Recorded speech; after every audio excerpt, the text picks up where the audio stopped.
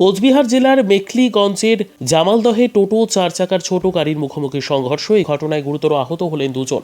রবিবার সন্ধে 7:30 নাগাদ ঘটনাটি ঘটেছে জামালদহের আশ্রমপাড়া এলাকায়। পুলিশ ও স্থানীয় সূত্রে জানা গিয়েছে, আহত দুজন হলেন অশোক চক্রবর্তী ও আবু মোতালেফ। অশোক বাবুর বাড়ি ময়নাগুড়ির জোরপাকড়ি এলাকায়, অপর আহত আবু মোতালেফের বাড়ি কোচবিহারের সুটকাবাড়ি এলাকায়। দুজনকেই জামালদহ প্রাথমিক স্বাস্থ্যকেন্দ্রে ভর্তি করা হয়েছে। অশোকবাবুর শারীরিক পরিস্থিতি গুরুতর হওয়ায় পরবর্তীতে তাকে শিলিগুড়িতে স্থানান্তরিত করা হয়।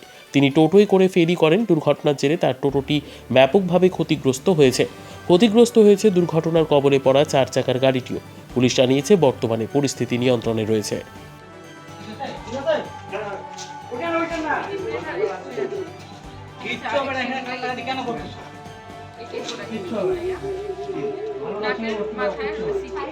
পায়েরটাই লেখা আছে এটাই। পিছনে যাচ্ছি।